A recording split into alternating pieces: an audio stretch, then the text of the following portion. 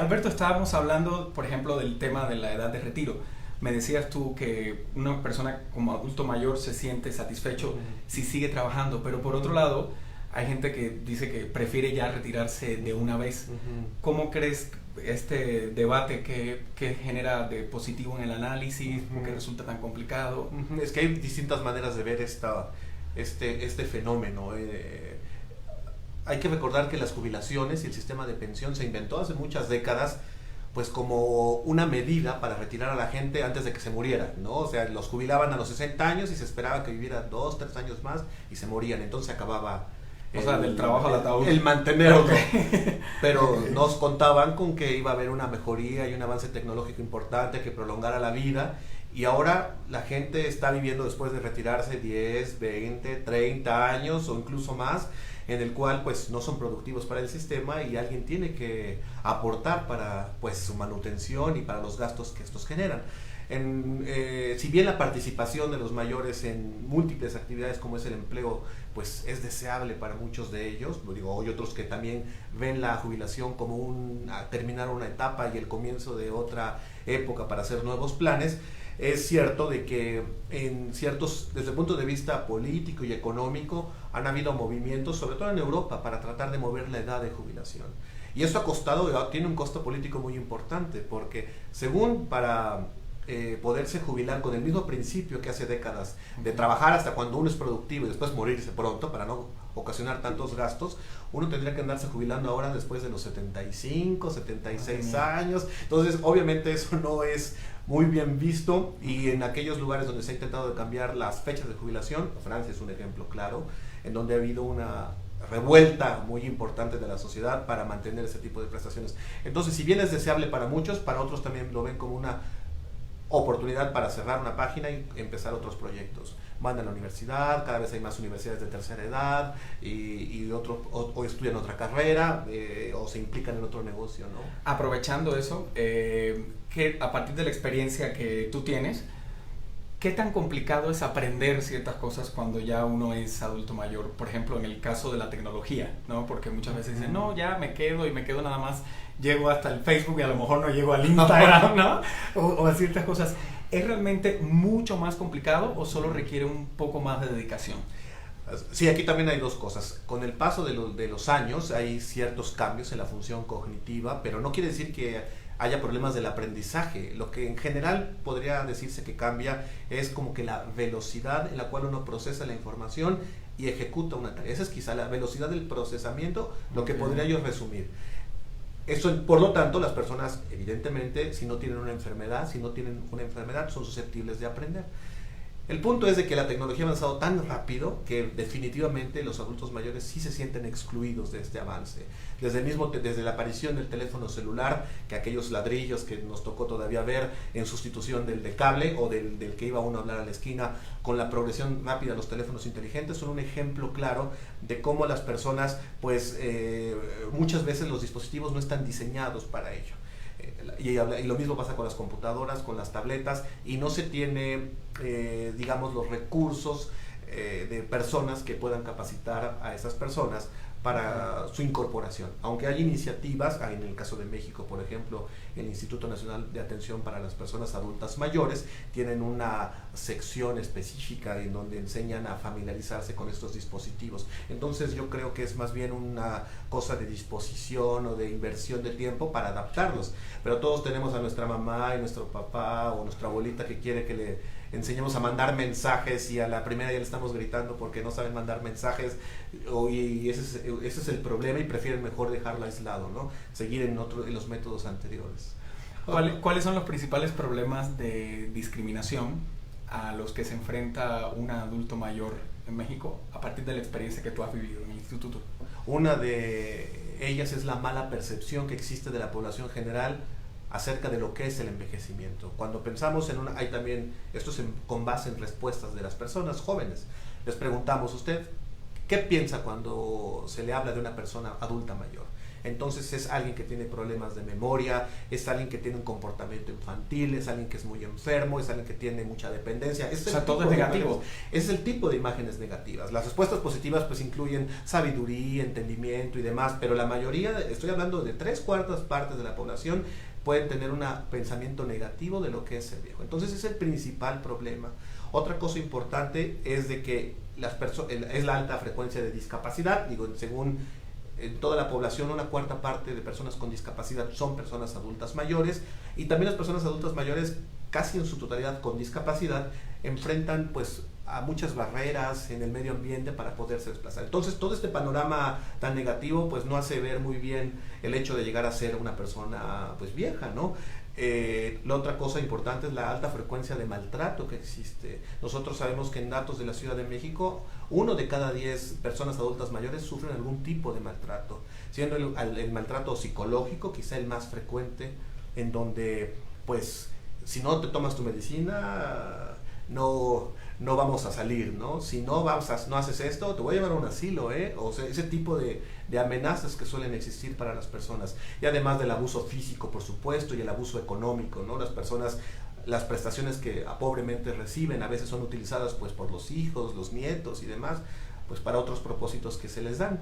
Y hablando de otros maltratos, desgraciadamente también frecuentes, incluso de tipo sexual. Hay redes incluso que nosotros nos ha tocado atestiguar de trata de personas adultas mayores para explotación sexual, y es algo también que no se piensa que eso pueda existir. Y se nos olvida la parte importante, digo, todo esto es negativo.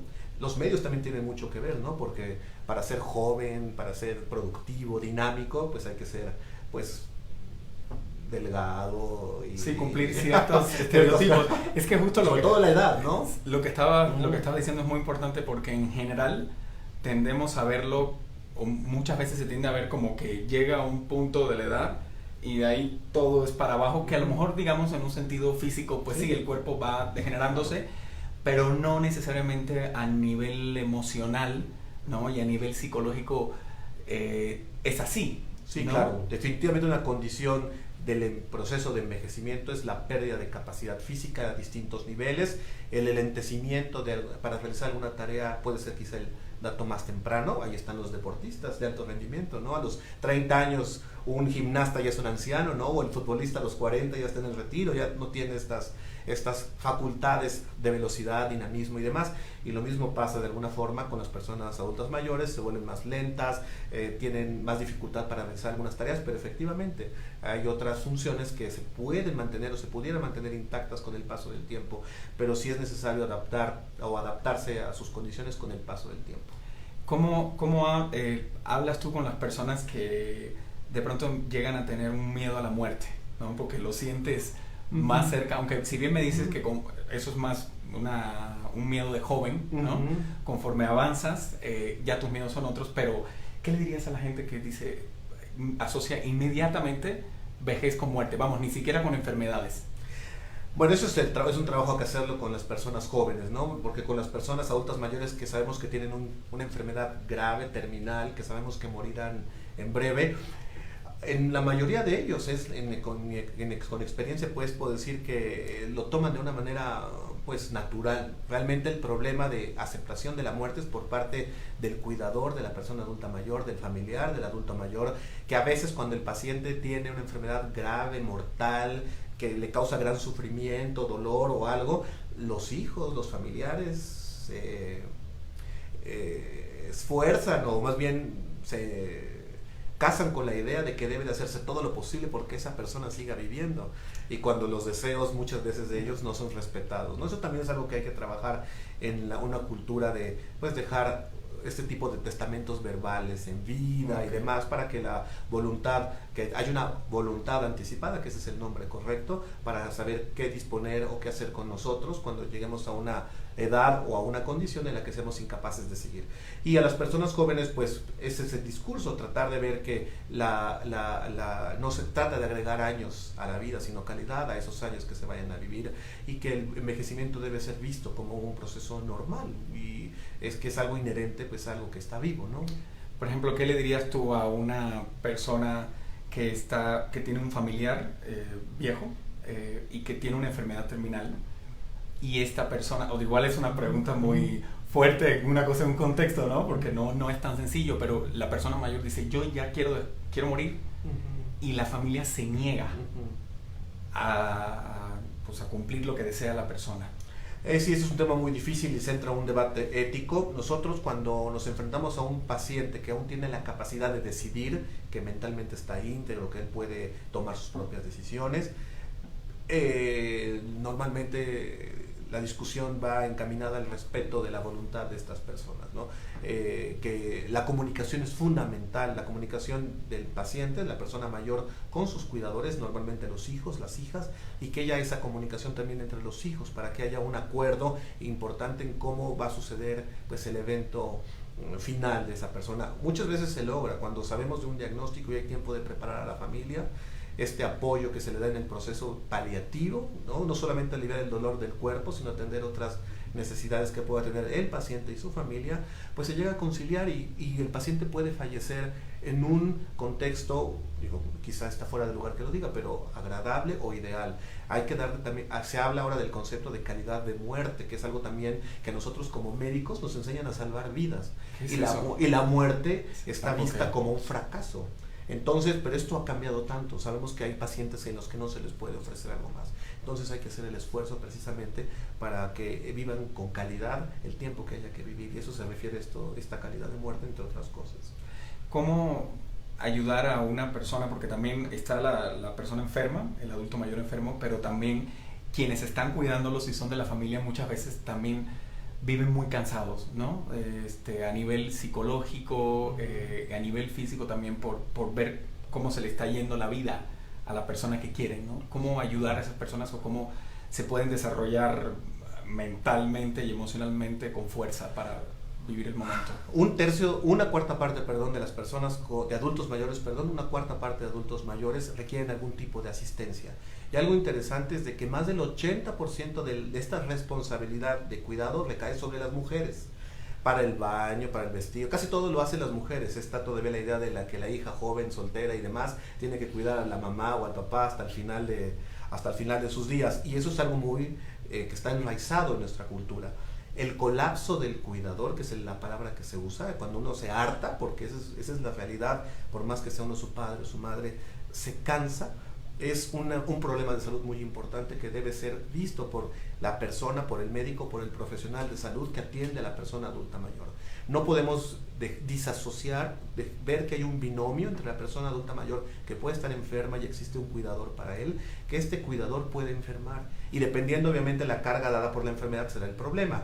No es lo mismo una enfermedad grave, hablemos de un cáncer de páncreas, por ejemplo, hablando hace poco de Aretha Franklin, que fallece muy rápido. Entonces podríamos pensar que si bien es algo devastador, progresivo, la carga no será por mucho tiempo.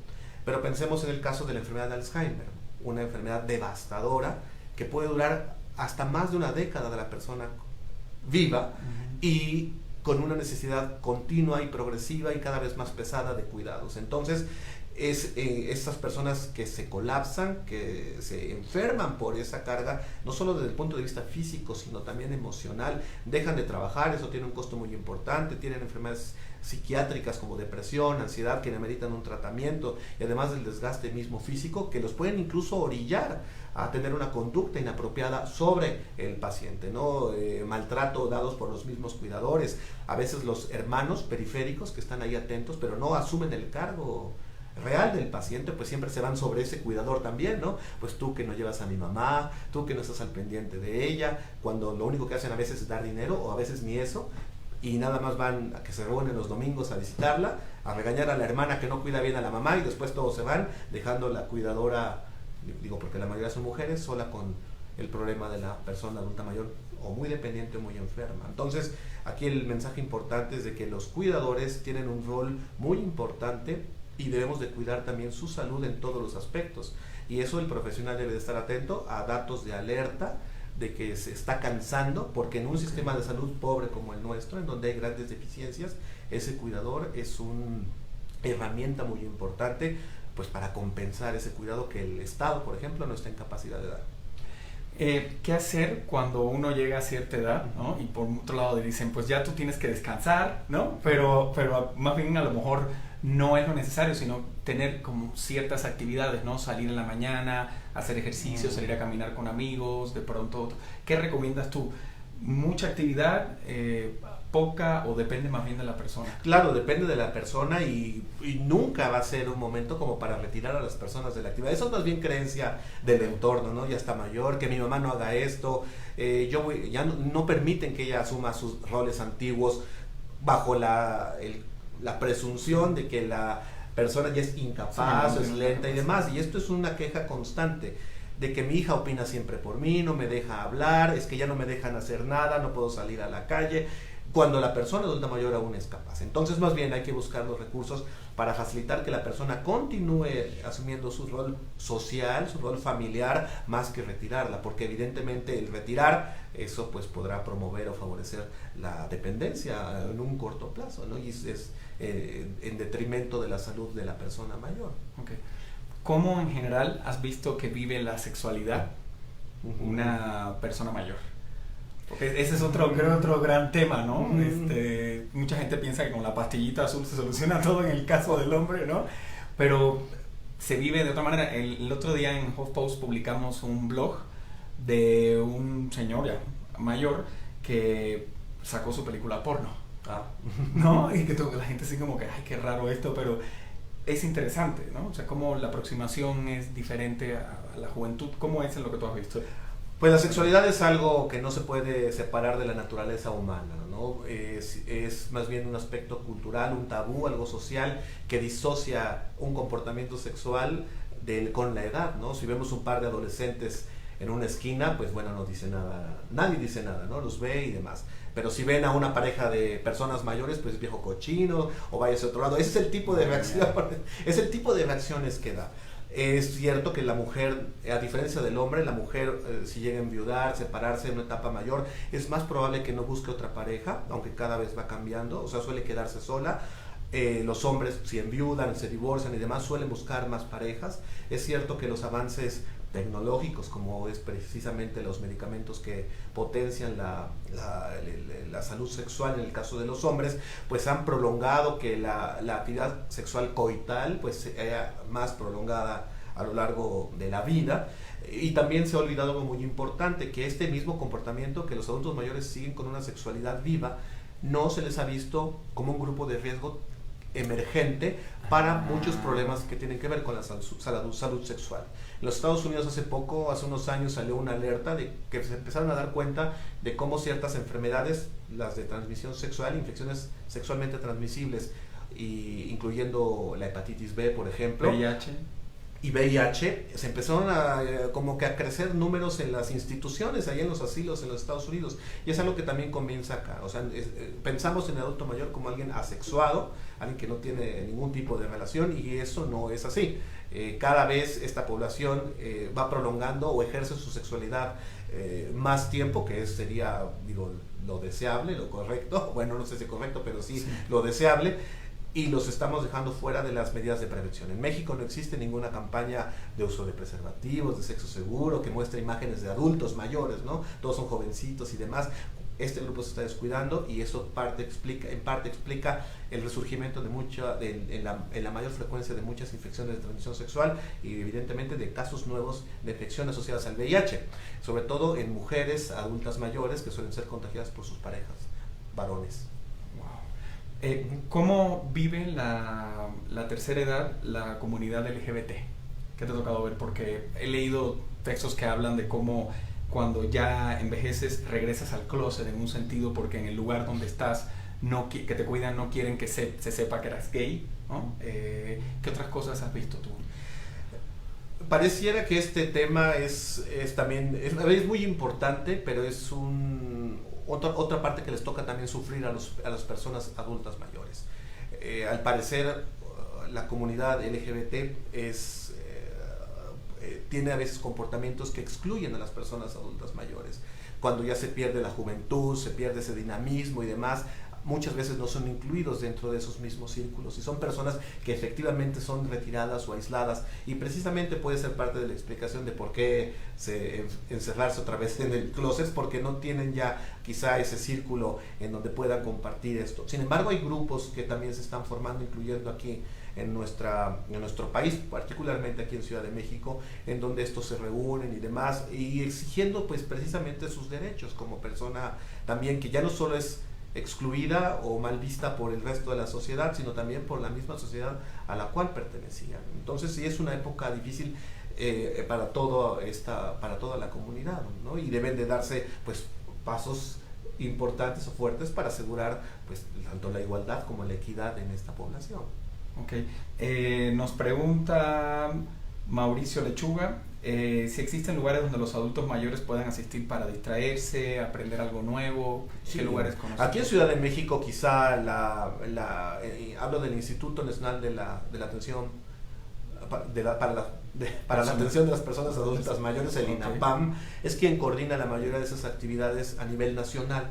En la Ciudad de México, cada una de las delegaciones cuenta con una oficina de este instituto, del INAPAM, en donde ofrecen múltiples actividades y prácticamente son gratuitas para la población.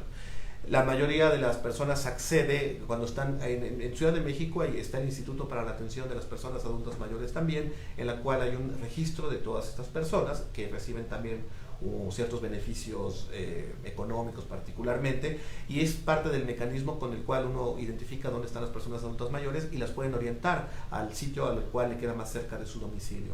Hay que recordar que con la tarjeta que tramita este instituto, el INAPAM, tienen múltiples prestaciones: acceso gratuitos a la mayoría de museos, acceso gratuito al transporte público, metro, metrobús, por ejemplo, descuentos en aerolíneas, o sea, sí existen múltiples opciones para poder tener acceso a estos beneficios, y lugares particulares en donde pueden tener pues terapia física, ejercicio, terapia recreativa, pueden orientarse en las delegaciones del INAPAM. Hablando del punto de vista público. Del punto de vista privado, también cada vez hay más instituciones pues que ofrecen servicios de acuerdo a las necesidades de la persona adulta mayor.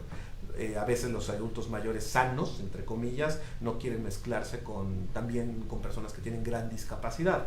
Entonces, si bien muchos de ellos permiten la integración pues de estas personas, también hay instituciones, sobre todo privadas, en las que pueden acudir para individualizar el tipo de programas o actividades para estas personas. Okay. Háblanos del evento que van a tener mañana en el instituto. Nosotros ahí en nutrición hacemos desde hace ya 9 años algo que hemos llamado la jornada de 10 hábitos saludables para la salud, los 10 hábitos para la salud de la persona adulta mayor. Hace 9 años lo empezamos con la Universidad Iberoamericana en un esfuerzo de llevar información de salud general en un lenguaje simple, en un evento gratuito a las personas adultas mayores. Este año lo hacemos nuevamente en nutrición, lo haremos el día de mañana, 28 de agosto, el Día Nacional de las Personas Adultas Mayores, en el cual pues pretendemos abordar distintos temas de salud en el mismo tono, lenguaje simple para las personas, para que se informen, aprendan. También tenemos personas del medio del espectáculo que van a dar testimonio de cómo viven la vejez y cómo se mantienen activos, y normalmente suele ser una jornada bonita, ¿no? Un espacio en donde ellos se pueden encontrar, hablan también abiertamente, interactúan con los ponentes y bueno, hacen sentir su presencia. Hay que recordar que este día precisamente se instauró desde la década de los 80, ha cambiado de nombre a través del tiempo, pero con el propósito precisamente de revalorar esta etapa de vida que es la vejez. ¿Qué pláticas van a tener mañana? Bueno, vamos a hablar precisamente de cómo adaptarse a estos dispositivos, a la nueva tecnología, estos dispositivos electrónicos, qué hacer para no estar tan ajenos a ellos. Va a ver qué pasa después de que los hijos se van, esto del llamado nido vacío, entonces de eso también se va a hablar. Va a haber una charla específica del VIH en las personas adultas mayores, y también va a haber otra charla enfocada a cómo los malos hábitos en la alimentación pueden estar asociados o pueden exponer a las personas a un riesgo aumentado de enfermedades crónicas, particularmente el cáncer, entre las principales que tenemos el día de mañana. Okay. Ahora que mencionas de nuevo lo del VIH, ¿cómo tratarlo en las personas adultas mayores? Pues el tratamiento no cambia en absoluto. Hasta ahorita en México no hay ninguna recomendación particular. Hay conocimiento de que la persona adulta mayor, al tener más enfermedades, es probable que use otros medicamentos. Al tener cambios en su cuerpo, es probable que asimile los medicamentos también de forma diferente. Por lo tanto, los tratamientos deberían adaptarse de alguna manera a esta situación. Hasta ahora no hay una recomendación particular. El esquema de tratamiento que se da a las personas jóvenes es muy similar al que se da a las personas adultas mayores. Aquí el punto es más bien el poder y que las personas se tienen que acercar a hacerse las pruebas de búsqueda intencionada de la infección. Insisto, no es vista la persona adulta mayor como una población de riesgo, ni siquiera entre nosotros como profesionales. Vemos a alguien de 70 años que ha perdido de peso de manera muy importante, entonces puedes uno pensar piensa que es cáncer, que es no sé qué, que es hasta depresión y demás, antes de pensar que puede ser una infección asociada al VIH. Entonces es importante meterse en la cabeza de que este tipo de infecciones también están presentes en las personas adultas mayores y que el tratamiento que actualmente existe, que cada vez son mejores, son muy bien tolerados y que hacen que la vida de la persona pues sea prácticamente normal, alcanzando expectativa de vida pues como si no estuvieran infectados. El VIH ya no es sinónimo de muerte como era hace 20 años, ¿no? Sino ya es una enfermedad crónica que también tiene nuevos retos, nuevos desafíos, pero que simplemente debe de identificarse o debe de promover su identificación en grupos de riesgo y darse un tratamiento temprano. ¿Qué le dirías a estas personas, adultos mayores, que empiezan a vivir un poco de depresión, que se sienten solos, pero que son renuentes a ir al psicólogo? Porque dicen, yo no estoy loco, toda mi vida no he ido. O sea, ¿ayuda de cajón ir al psicólogo a cierta edad o no necesariamente? Sí, la mayoría de los casos de depresión particularmente suelen diagnosticarse de manera muy tardía porque se cree que ser adulto mayor va asociado con depresión. El adulto mayor es una persona triste. Esa es la asociación que hacemos. Así como son olvidadizos o tienen problemas de memoria, también es alguien triste o aislado. Y esto es un error que se tiene muy inculcado en nuestra cultura. La primera cosa es, si hay una persona mayor que asemeja o que tiene tristeza, es importante buscar ayuda profesional.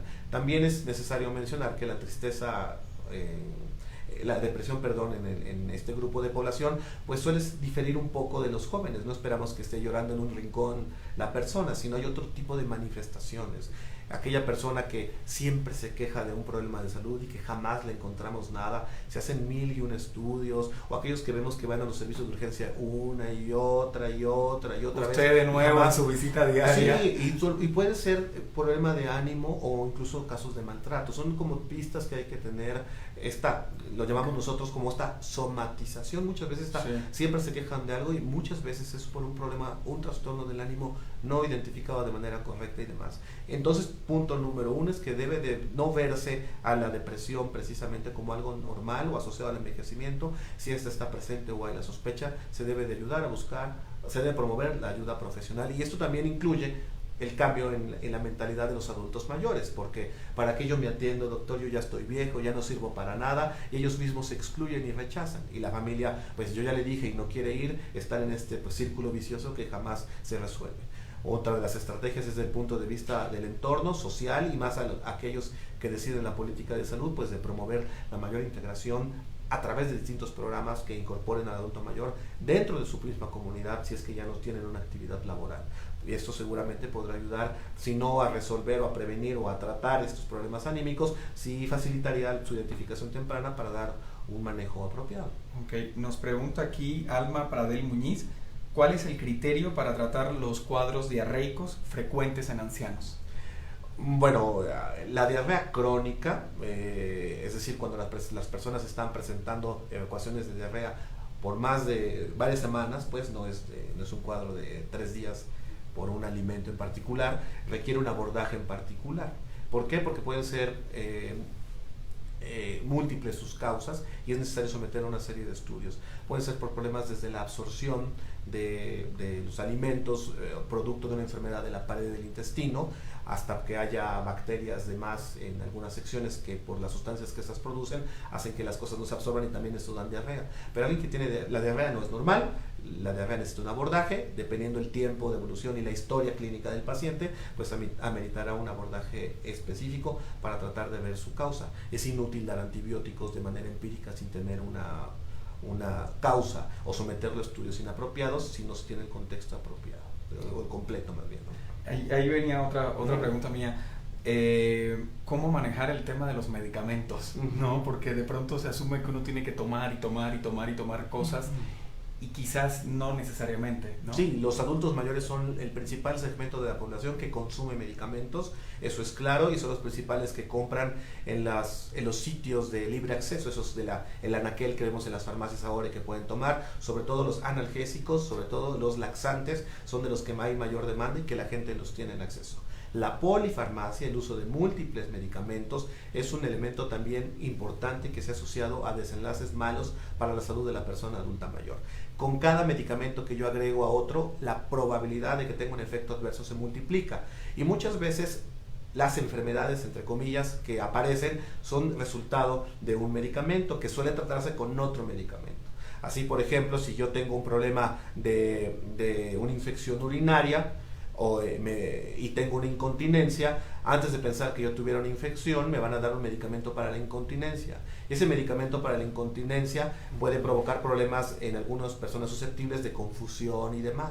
Entonces ya tengo confusión y ahora piensan que tengo demencia y así se van encadenando los problemas. O medicamentos que estreñen y que después se le da laxante y después tienen diarrea. Bueno, entonces se hace una cascada de prescripción, que también es una mala práctica porque todos tendríamos como profesionales que atendemos personas adultas mayores, pues saber como un elemento básico toda la lista, incluyendo los medicamentos de herbolaria y estos naturistas que muchas personas pues asumen que no tienen ningún efecto secundario, y esto es erróneo, porque si alivian o si curan algunos problemas es porque tienen algún tipo de efecto químico. Así que cuando vayan al médico es necesario llevar todos los medicamentos o los medicamentos de patente que tengan, además los no prescritos, que también no se consideran, los medicamentos para la incontinencia, las pastillas para dormir o algunos test que según toman para resolver algunos problemas deben ser expresados. ¿Por qué? Porque algunos test pueden subir la presión, pueden provocar problemas de coagulación, etcétera, ¿no? Entonces sí hay que tener conciencia de que todo eso cuenta, y la selección apropiada, el evitar esta polimedicación, la polifarmacia, es importante. Y también saber que conforme la persona es más mayor, puede haber mayor confusión en la organización, la toma de los medicamentos, así que el error en la ingesta, en los horarios, también es más frecuente, que a su vez va a traer otros problemas importantes para el paciente. Ok, nos mandan aquí saludos desde Tampa, desde Estados Unidos, y aquí también Gladys Jiménez nos dice que es importante hablar del adulto mayor, es incluir sabiduría, experiencia, mucho respeto, y dice, algunos países tienen leyes especiales que ayudan económicamente. ¿Qué has visto tú de los congresos a los que vas, a los países en los que estás? ¿Algún país que tenga un gran ejemplo que tú creas que debamos implementar aquí en México? Porque son muchas las cosas que se tienen que hacer en México, pero algo importante que hayas visto. Ciudad de México es un ejemplo claro del progreso y del avance en la protección a las personas adultas mayores, y que no dista mucho de los ejemplos. El más cercano al mío es lo que sucede en Francia, por ejemplo, porque parte de mi experiencia está hecha ahí. Pero en Ciudad de México hay ejemplos muy importantes de cómo existe ya una ley de protección para las personas adultas mayores. Ya existen agencias específicas en donde las personas adultas mayores pueden denunciar delitos infringidos precisamente a ellos. El más clásico puede ser el de violencia, y existe una red ya echada a andar precisamente también para su protección. Entonces, no solamente fue el beneficio financiero, económico, que empezó hace ya varios años en Ciudad de México, sino que también existe ya una ley de protección específica, y hay un interés cada vez mayor de nuestras autoridades en salud, particularmente en que estas leyes se hagan de la extensión de toda la población, que sean conocidas para que ellos ejerzan su derecho, ¿no? Es necesario un empoderamiento de la persona adulta mayor para que ejerza sus derechos y no sea víctima pues de discriminación o de actos de desigualdad. Que justo te iba a preguntar, una de las preguntas que tenía era ¿a dónde puede acudir una persona que está sufriendo maltrato? ¿Sería inmediatamente ahí? Sí, en México, en Ciudad de México, el maltrato ya es algo que se persigue, es un delito que se persigue por ley y no es una falta administrativa. Sin embargo, es fundamental la denuncia. En el caso de México existe la agencia especializada para la atención de personas adultas mayores víctimas de violencia, que esto es de la Procuraduría General del Gobierno de la Ciudad de México. También está el Consejo Ciudadano y evidentemente las instancias tradicionales como es el Ministerio Público, el INAPAM, recaigo otra vez, tiene una asesoría jurídica, una oficina de asesoría jurídica o de orientación jurídica gratuita en la cual las personas se pueden acercar. Pero aquí importante es la denuncia, sobre todo de maltrato y violencia. El dilema es de que muchas veces las personas mayores solo viven con alguien, con una persona, y si esa persona es el victimario, el que maltrata, sientes que te puedes quedar sin... Se queda alguien sin ese apoyo, ¿no? ¿Qué voy a hacer si me meten a mi hijo a la cárcel? O si lo detienen y demás, o lo van a soltar, después me va a ir peor. Entonces ese tipo de pensamientos que lo expresan las personas adultos mayores frenan la denuncia, ¿no?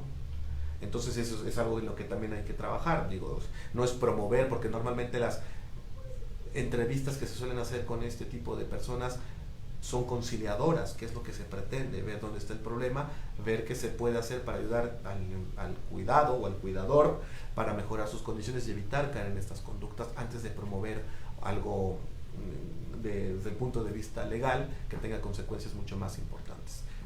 Okay. ¿Cómo le pueden hacer las personas que no tuvieron hijos? ¿No? Porque, a ver, tener un hijo no es obligación en ningún momento que te cuide ni nada, pero sí es lo más probable, ¿no? Y ahora creo que ha cambiado un poquito la situación de una familia típica, ¿no? Y ya hay muchas personas que deciden no tener hijos. ¿Qué pasa con ese grupo? Los distintos modelos de familia que ahora existen pues implican mayores retos. Digamos, si hablamos de la familia tradicional, entre comillas, pues también las parejas deciden ya no tener hijos. Entonces, este recambio, este bono demográfico que le llamamos, esta sustitución, si somos dos, pues al menos tengamos dos para que cuando no estemos nos sustituyan, ya no esté existiendo. Entonces las parejas tienden a tener menos hijos y hay parejas que deciden no tener hijos. Esto es entonces un nuevo reto, porque ¿quién va a asumir esa responsabilidad en un futuro? Hay distintos programas, en Europa son pioneros definitivamente de esta actividad, en donde la colocación, por ejemplo, de jóvenes con personas adultas mayores sirven de acompañamiento bajo beneficios del Estado. En el caso específico en Holanda, las personas jóvenes, creo que en España también es el mismo caso, deciden, una prestación es vivir con una persona adulta mayor. Muchos de estos no pagan renta, el joven no paga renta a cambio de ofrecerle compañía y una serie de actividades con ellas. Hay lugares, por ejemplo, en Holanda también es un ejemplo en donde hay residencias o departamentos tratando de que personas con problemas, sobre todo tipo Alzheimer y demás, de memoria importantes, pues se mantengan en sus domicilios lo más que se pueda, porque esa es la idea ahora, no meterlos a una institución, sino que queden en su domicilio, pero necesitan ayuda. Entonces los porteros suelen ser un matrimonio joven o personas que necesitan ese tipo de apoyo social a cambio de ofrecer cierto tipo de asistencia. Entonces esa puede ser alguna de las vías para aliviar las necesidades, pues cuando las personas pues eventualmente pudieran llegar a ser dependientes. Pero es muy complicado, es un reto muy importante. Sí, yo en la universidad hablaba con unas compañeras que éramos uña y mugre, y una de ellas decía que una cosa que ya había pensado es que si nosotros cuando envejeciéramos estábamos solos y sin hijos, que nos fuéramos a vivir entre todos, ¿no? Sí, y en aquel momento lo vi y dije, qué cosa esto, pero me pareció simpático y más, pero ahora sí lo veo como una probabilidad, ¿no? O sea, como que se están generando nuevos modelos porque digamos que lo anterior o se ha saturado o no ha funcionado del todo, ¿no? Sí, esta idea que incluso le hemos leído en novelas y que en la pantalla también la hemos visto ya en películas, es ya una realidad. Un ejemplo claro es un artículo que salió en el periódico Le Monde, el francés, hace unos meses, en donde anunciaban la primera ciudad, sí, pueblo más bien, amigable con las personas adultas mayores, en donde se iban a todo el proyecto experimental es que las personas adultas mayores viven ahí, solo personas adultas mayores, algunos con cierto grado de dependencia o con problemas cognitivos, pero el chiste de esto es de que la ayuda externa en teoría sería mínima, con todos los recursos de adaptación dentro para tratar de hacerlo más autónoma que se puede. Digo, eso es interesante y es un proyecto para ver qué resultados da y sería interesante ver su ¿Apenas su están eficacia. diseñándolo? No, es un proyecto que ya se puso en marcha, de Ah. hecho, en una región del suroeste de Francia, específicamente para esto, de ciudades amigables. Y ciudad específica, perdón, para la vivida de esas personas adultas mayores.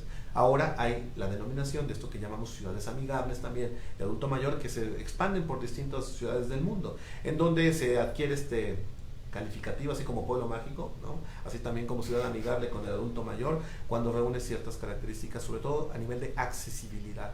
Recordar que, como decía hace un rato, el 75-80% de las personas pueden ver que existen barreras físicas, sobre todo para la movilidad y desplazamiento. Entonces, si esto es aliviado, lo hacen más accesible para las personas. Justo a partir de tu experiencia y de lo que llegan y te dicen en el instituto, ¿qué te dicen de la Ciudad de México? ¿La sienten amigable o no? Porque de pronto veo rampas, pero por ejemplo, aquí en la avenida Universidad afuera hay unos tubos que dejaron ahí desde hace meses y se comen la mitad de la banqueta y la delegación no hace absolutamente nada por quitarlos, ¿no? Y hay gente caminando por la calle. No, es muy complicada la ciudad, en esta barrio de por aquí, que es en la delegación Coyoacán, el tipo de empedrado de las calles, el estado de las banquetas, el poco respeto que hay para los pocos accesos para gente con discapacidad, ha vuelto muy problemática el movimiento, o las personas que deciden tienen una gran frecuencia de otros problemas como son las caídas y luego tienen miedo a caerse otra vez y eso les restringe